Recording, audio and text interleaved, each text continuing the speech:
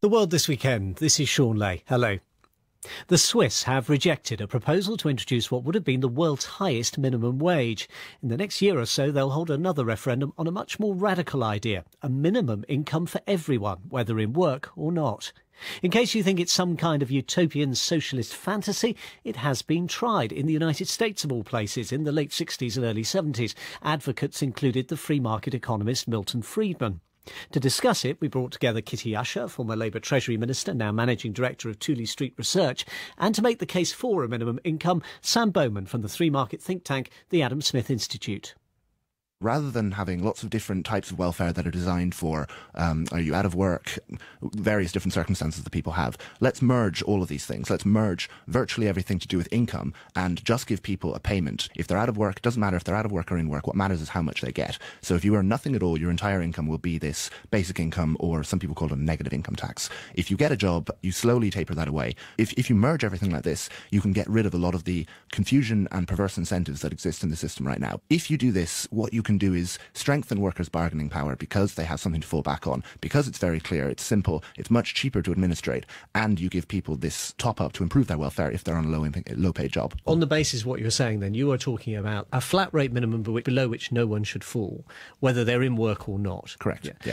On that basis, how do you deal with the disincentive for people to say, well, in that case, if I'm going to get this flat rate, I might as well not bother taking a job? This has been trialled in the US and in Canada. There they did see a very minor disemployment effect, but it tended to be among people with mild disabilities who weren't getting other kind of disability top-ups, and single mothers. Isn't that tragic, that these people have basically, because of a policy being designed by the state, been incentivised not to engage with the wider economy and therefore de-skill, and as their circumstances change or their potential change, find it even harder to get a job in the future and become far more isolated? No, I think it's very encouraging. If these people are choosing to take fewer hours because they need to, because maybe the situation they've been in before forced them into working, say, a full-time job, when in fact that was very tiring, that was very difficult for them, this gives them an option to reduce the working hours to improve their lives. My instinctive answer is that the solution is supply side.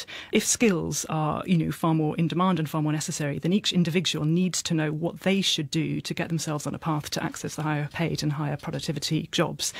Now, that's harder to do because there's lack of knowledge in the system.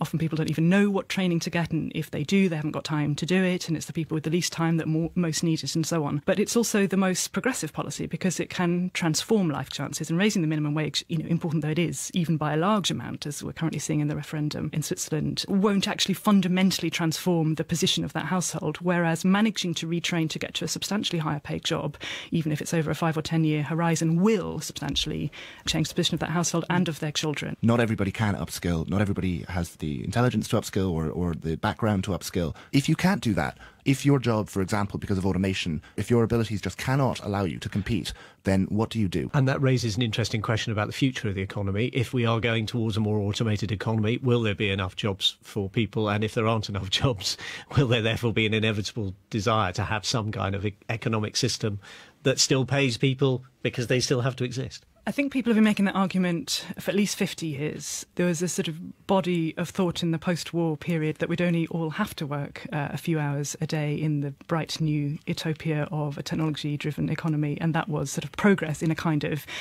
Soviet Union way. It's like we wouldn't have to. I think we live in a very dynamic economy. I think human beings have evolved to contribute and work, and the macroeconomy responds to the individual choices of people, and I take a more positive view as to the impact of technology in the future.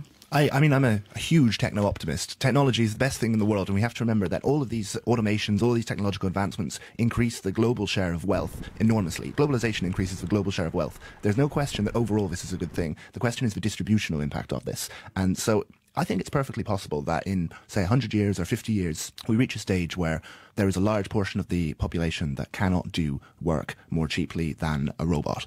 A universal income may be an answer to this. We'll be so rich at this stage. What we're talking about is kind of on a scale of the second industrial revolution. So the cost of doing this kind of thing will be trivial. I think actually a more interesting question is what's the social impact of this? If there are people who, if you have 10 or 15% of the population who for their entire lives cannot find a productive job and are constantly reliant on either charity or benefits of this kind, I think that's going to be very psychologically damaging to them, and it may be a socially profound problem that we find that we can't really deal with. I don't know what the answer to that is, but it's an interesting question to think about.